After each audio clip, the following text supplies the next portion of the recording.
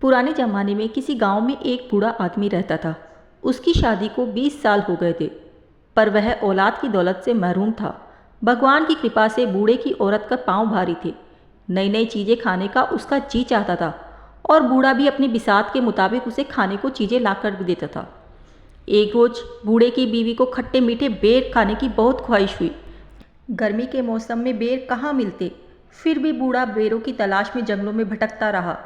एक दिन जंगलों में इधर उधर बेर तलाश करते हुए वह एक तालाब के किनारे पहुंचा तो एक बेर की झाड़ी नजर आई। बूढ़े को बहुत खुशी हुई। वह अपने दोनों हाथों से बेर इकट्ठे करने लगा। अभी झोली भर बेर तोड़े ही थे कि एक आदमखोर मगरमच्छ ने अपना बड़ा सा मुंह पानी में ऊपर निकाला और जोर से सांस खींची।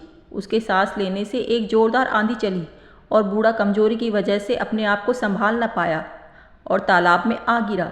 बूढ़ा अपने को संभालते हुए किनारे तक पहुंचना ही चाहता था कि मगरमच्छ ने इसके पांव जकड़ लिए। बूढ़ा उससे कहने लगा, भाई, खट्टे मीठे बेरों की तलाश में मेरे पांव घिस गए, फिर जब बेर मिले तो मेरे रास्ते में तू रोड़ा बना बैठा है। मगरमच्छ ने कहा, तेरी यह मक्कारी मुझ पर कोई असर नहीं करेगी। बहुत दिनों से इंसान का गोश्त खाने को नहीं मिला। तेरी करारी हड्डियों को चबाने में मुझे बहुत मजा आएगा। आज मैं तुझे खाऊंगा। बूढ़े ने कहा, भाई, मैं यह बेर बहुत मजबूरी में ले जा रहा हूँ। मेरी बीवी की हालत कुछ ऐसी है, मैं और मेरी बीवी अब ज़्यादा इंतज़ार नहीं कर सकते। बूढ़े की बात सुनकर मगरमच्छ समझ गया और बोला, ओह, अगर यह बात है तो मैं तुझे नहीं खाऊंगा। तू अपनी राह ले, लेकिन मेरी एक शर्त है। बूढ़ा बोला, क्या शर्त है? मगरमच्छ बोला, अगर लड़का होगा तो तेरा, लड़की हुई तो मेरी। मंजूर है, कहकर वह बेरों की झोली संभालते हुए चल दिया। वह अपने दिल में सोचने लगा कि मगरमच्छ उसे फिर कहाँ मिलेगा और अगर उसके यहाँ लड़का पैदा हुआ तो फिर कोई परेशानी की बात ही नहीं। बूढ़ा अपनी बीवी की आवभगत में कोई कमी नहीं करता। दिन पर लगाकर उठते रहे और एक दिन बूढ़े के घर में एक खूबसूरत, बहुत तंदुरुस्त लड़की पैदा हुई। बच्ची को देखकर उसे मगरमच्छ की याद आई और वह कांप उठा। लड़की का रंग गुलाब की फूलों की तरह था। उसकी आंखें हीरो की तरह चमकदार थी। वह परियों की तरह हसीन और मासूम थी। ऐसी मन्नत और मुरादों की लड़की मगरमच्छ के पेट में जाए, यह सोचकर बूढ़ा दुख से कांपने लगा। उसने सोचा कि अब वह कभी तालाब के किनारे नहीं जाएगा। बारिश का मौसम आया और नदी में बाढ़ आ गई। मगरमच्छ पानी में बहकर तालाब से निकलकर खेत में आ गया। अब उसे आसानी से शिकार मिलने लगा। एक दिन बूढ़ा खेत से सब्जी तोड़कर ला रहा था तो रास्ते में उसे मगरमच्छ मिला और उसने रोककर सवाल किया, क्यों बे बूढ़े, मुझसे छुपता क्यों है? तू मुझसे छुपकर कहाँ भागेगा? सीधी तरह बता, तेरे यहाँ लड़की हुई या लड़का? बूढ़े ने सहमाते हुई आवाज़ में कहा, लड़की हुई।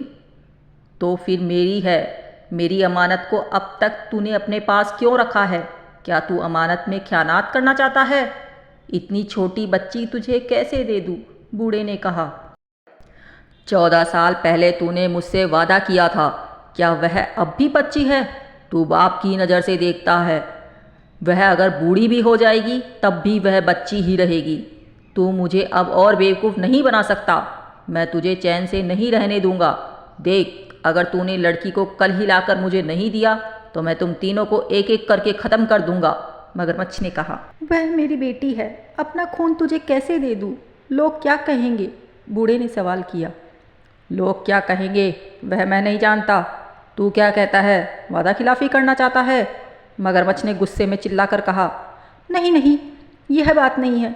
मैं चाहता हूँ कि मेरी बेटी को इस बात का पता ना चले। और बूढ़ा कहते कहते रुक गया। तू क्या चाहता है, बोल? मगरमच्छ ने कहा, मेरी लड़की को कमल का फूल बहुत पसंद है। तू अपनी पीठ पर एक कमल का फूल रखकर तालाब के अंदर पानी के नीचे बैठे रहना। जब लड़की खुशी से इसे लेने जाएगी तो तू उसे ले जाना। मगरमच्छ को यह तरकीब पसंद आई। दूसरे दिन जब बूढ़े ने अपनी बीवी को बताया तो लड़की की माँ परेशान हो गई। वह अपने आप को कोस रही थी।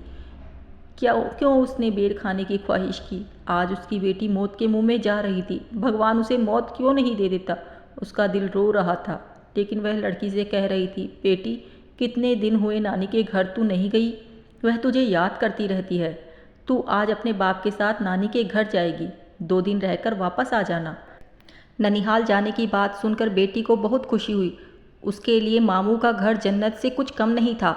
वहाँ की हर चीज़ उसे पसंद थी। वहाँ का चाँद खूबसूरत था, वहाँ के फूल खूबसूरत थे और फल रसीले थे। नानी के घर जाने की खबर सुनकर वह खुशी से नए कपड़े पहनकर तैयार हो गई थी। बूढ़ा उसे लेकर जंगल और नाले पार करता हुआ तालाब के किनारे पहुँचा और बेटी को तालाब के किनारे पर बैठाकर बोला, बेटी तू यहाँ बैठ, मैं अभी आया। बूढ़ा चला गया लेकिन वापस नहीं आया। उधर बेटी को एक बहुत खूबसूरत कमल का फूल नजर आया। वह सोचने लगी कि इतना खूबसूरत कमल का फूल बिल्कुल किनारे खिला है, लेकिन उसे अभी तक किसी ने हाथ नहीं लगाया। हो सकता है उसकी नज़र उस पर न पड़ी हो। बूढ़े की बेटी धीरे से पानी के अंदर गई और कमल के फूल की तरफ हाथ बढ़ाते ही कमल थोड़ा आगे खिसक गया। लड़की डरकर अपने बाप को पुकारने लगी। बाप वहाँ होता तो जवाब देता। उसे डर लग रहा था। वह सोच रही थी कि वापस चली जाए। उसी वक्त बड़ी बड़ी लाल आंखों वाला मगरमच्छ मुंह खोले पानी की सतह पर दिखाई दिया। बूढ़े की बेटी मगरमच्छ के सामने देखकर घबरा गई, चीखने लगी, लेकिन उसकी चीखें जंगल में गूंज कर रह गई।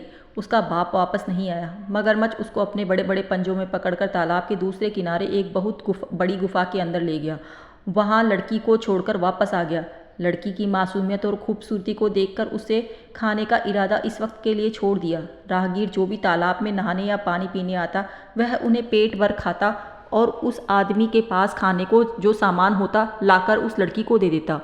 लड़की इस तरह गुफा में पड़ी रहती, पर वह मगरमच्छ के डर से कुछ नहीं बोलती। इस तरह दिन गुजरते गए। चारों तरफ इस तालाब का मगरमच्छ आदमखोर के नाम से मशहूर हो गया था।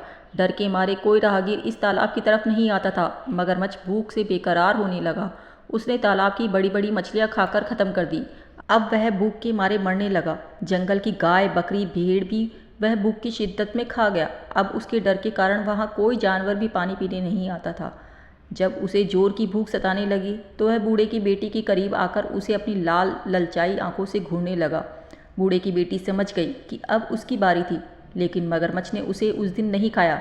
सोचने लगा कि अब उसके दांतों में धार नहीं थी, उन्हें लुहार से तेज कराने के बाद उस लड़की को खाएगा।